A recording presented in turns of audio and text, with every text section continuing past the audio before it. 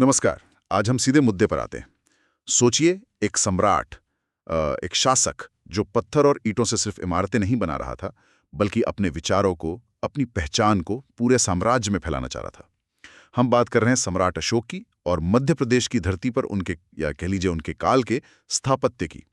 हमारे पास इतिहास की किताबों के कुछ पन्ने हैं, कुछ नक्शे भी हैं, जिनमें मौर्यकालीन स्तूपों, विहारों और स्तंभों का ब्यौरा है, खासतौर पे मध्य प्रदेश के संदर्भ में।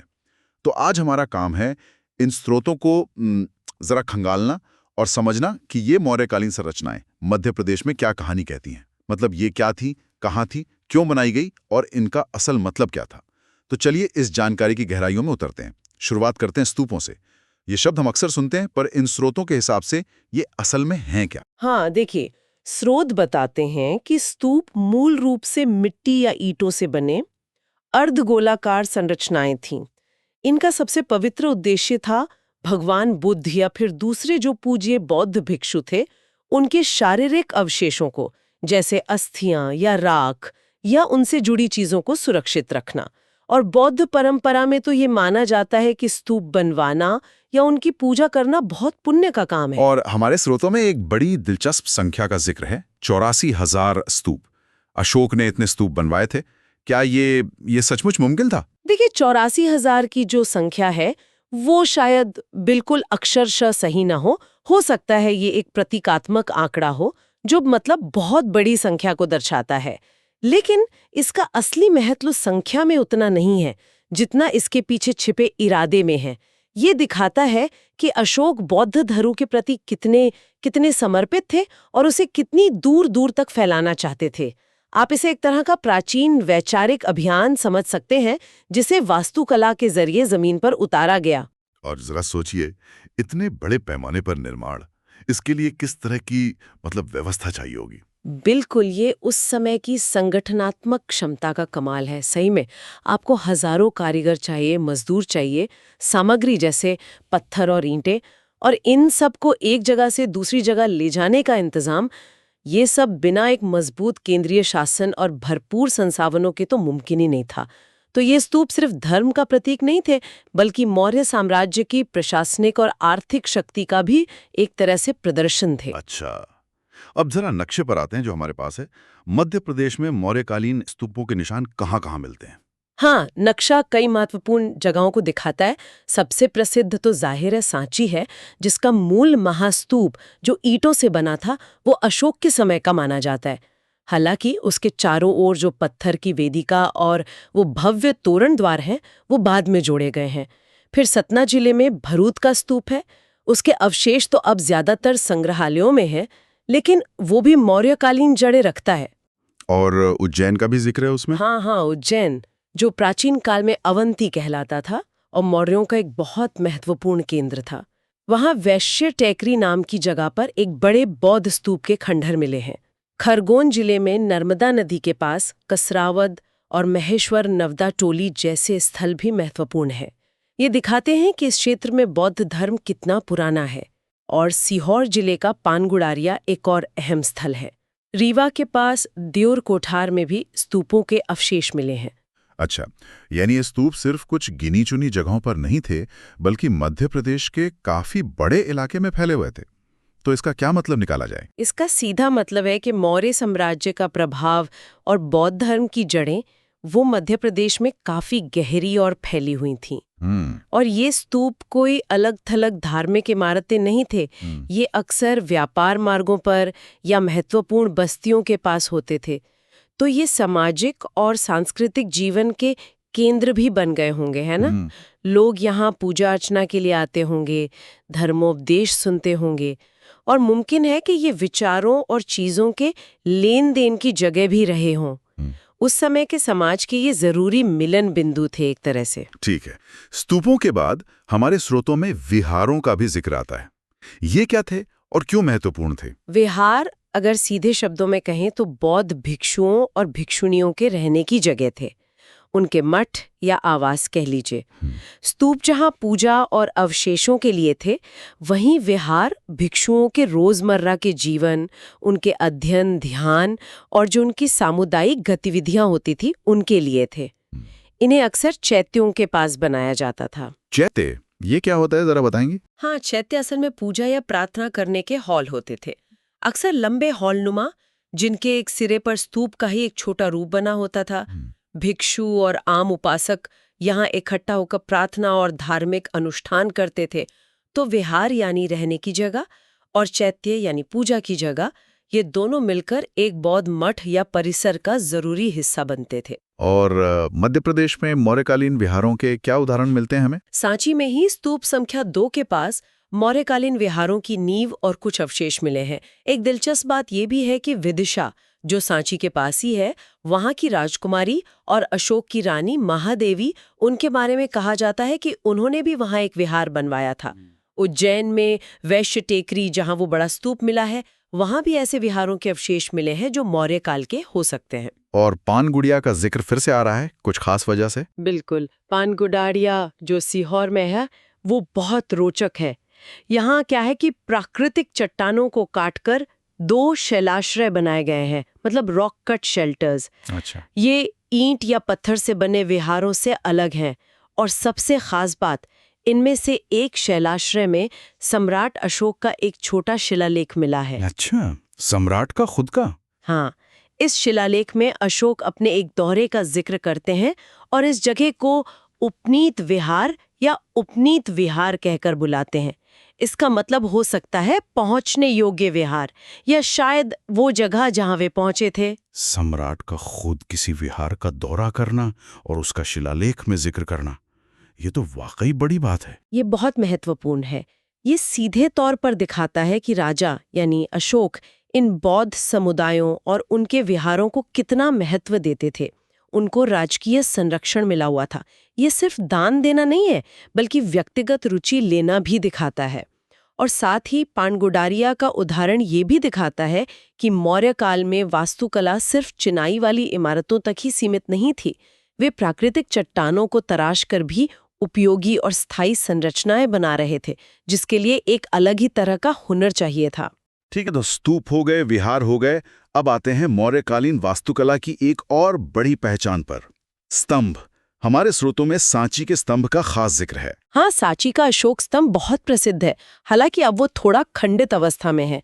स्रोत बताते हैं कि ये बलुआ पत्थर के एक ही विशाल टुकड़े से बना था, मतलब मोनोलिथ, और इसकी सतह पर वो अद्भुत पॉलिश थी जिसे मौर्यकालीन पॉलिश कहते हैं। वो आज भी हैरान करती है। और जैसा आपने कहा, इस पर अशोक का एक महत्वपूर्ण लेख खुदा हुआ है। और उस लेख में क्या खास है? उस लेख में अशोक बौद्ध संघ को, यानी भिक्षुओं और भिक्षुणियों के समुदाय को चेतावनी देते हैं कि वे संघ में फूट डालने या मतभेद पैदा करने की कोशिश न करें। ऐसा करने वालों के लिए कठोर सजा का भी जिक्र है। ये दिखाता है कि अशोक न केवल बौद्ध धर्म के प्रचारक थे, बल्कि वे संघ की एकता और अनुशासन को लेकर भी कितने सजग थे। ये पत्थर पर उकेरा गया एक शाही फरमान था एक तरह से। तो ये स्तंभ सिर्फ सांची नहीं थे, और जगह भी मिले हैं मध्य प्रदेश में? नहीं, अशोक ने तो ऐसे कई स्तंभ पूरे साम्राज्य में लगवाए थे। मध्य प्रदेश की बात करें तो सांची के अलावा रीवा के पास देवर कोठार में, जहां स्तूप भी मिले, वहां से भी 3री शताब्दी ईसा पूर्व के शिलालेख वाले स्तंभ का एक टुकड़ा मिला है। एक और दिलचस्प खोज उज्जैन के पास सोदंग गांव से हुई है, जहां से एक मौर्यकालीन स्तंभ का ऊपरी हिस्सा मिला है। स्रोत उसे हस्तशीर्ष कहते हैं। शायद ये हाथी के सिर जैसा या हाथों से जुड़ा कोई निशान रहा होगा। हालांकि इसका ठीक रूप अभी स्पष्ट नहीं है। और इन स्तंभों का उद्देश्य सिर्फ चेतावनी देना या संघ को अनुशासित करना ही था? नहीं, इनका उद्देश्य कहीं ज्यादा बड़ा था।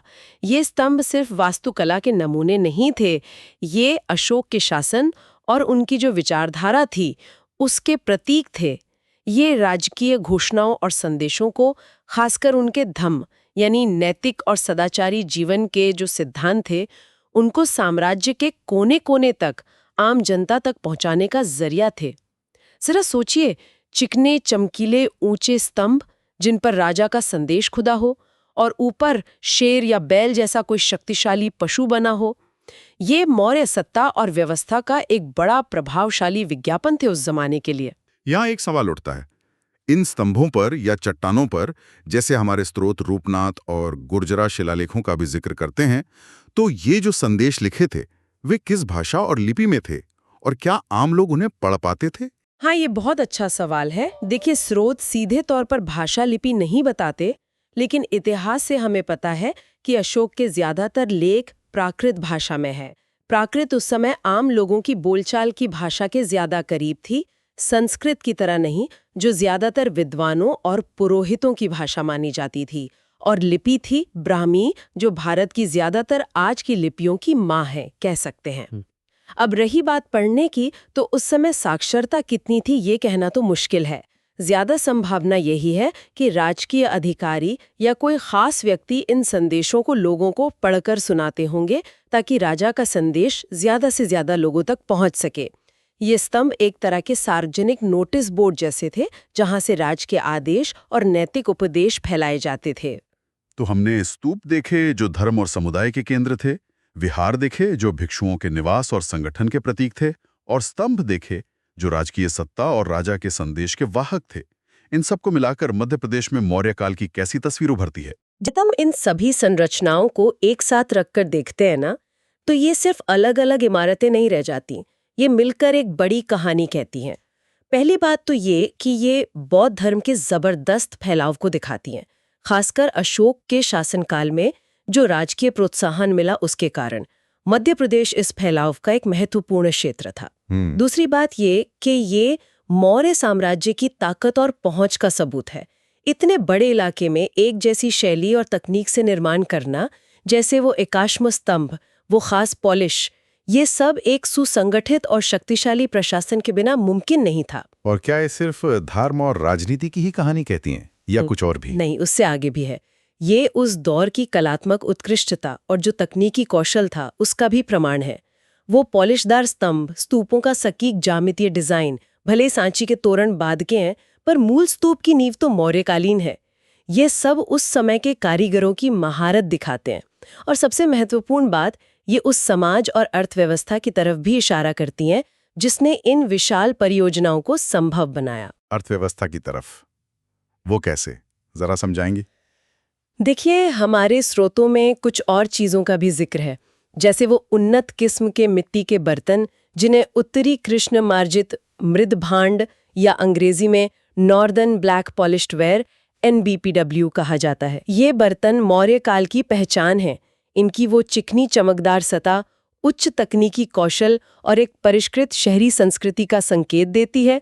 इनका मिलना बताता है कि समाज में अच्छी गुणवत्ता वाली चीजों की मांग भी थी और उनकी आपूर्ति भी। और व्यापार का भी कोई जिक्र है? हाँ, स्रोतों में श्रेणियों का उल्लेख मिलता है, यानी व्यापारिक या शिल्पकारों के जो संघ होते थे, गिल्ड, ये श्रेणियां संगठित व्यापार और उत्पादन का प्रतीक हैं।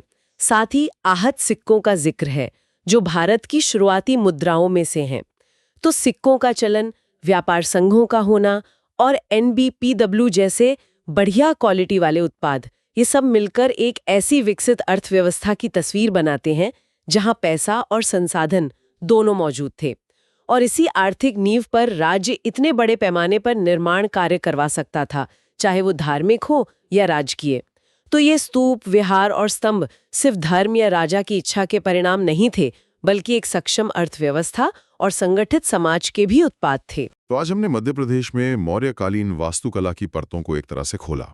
स्तूपों की भव्यता और उनके पीछे का विचार, विहारों का उद्देश्य और उनमें रहने वाले भिक्षुओं का जीवन, और स्तंभों के जरिए अशोक का अपने संदेश और अपनी सत्ता को स्थापित करने का प्रयास। सांची, उज्जैन, पानगुड़ारिया जैसे स्थल महज पत्थरों के ढेर नहीं है, बल्कि इतिहास की जीती जागती निशानियां हैं। बिल्कुल सही कहा। ये पुरातात्विक स्थल हमें हमारे अतीत से जोड़ते हैं। ये हमें बताते हैं कि आज से लगभग 2-2.5 हजार साल पहले मध्य प्रदेश में जीवन कैसा था, लोगों के विश्वास क्या थे, समाज कैसे चलता था और कला और तकनीक कितनी विकसित थी। ये मौर्यकालीन संस्कृति और विरासत की खिड़कियां हैं, जिनका प्रभाव आज भी महसूस किया जा सकता है। ये पत्थर हमें उस बीते युग की अनगिनत कहानियां सुनाने की क्षमता रखते हैं, बस हमें उन्हें सुनना आना चाहिए। अशोक ने इन संरचनाओं का निर्माण करवाया, शायद ये सोचकर कि इनके जरिए उनके धम्म के विचार और साम्राज्य की एकता सदियों तक कायम रहेगी। उनके संदेश पत्थर पर उकेरे गए ताकि वे स्थायी हों। यहाँ एक विचार छोड़ जाते हैं सबके लिए, क्या स्मारक और शिलालेख वाकई सदियों तक अपने बनाने वाले के मूल इरादों और संदेशों को उसी रूप में पहुंचा पाते हैं?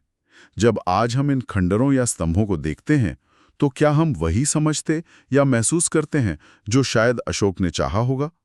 या समय के साथ उनके मायने भी बदल जाते हैं? इस पर सोचिएगा जरूर। अलविदा।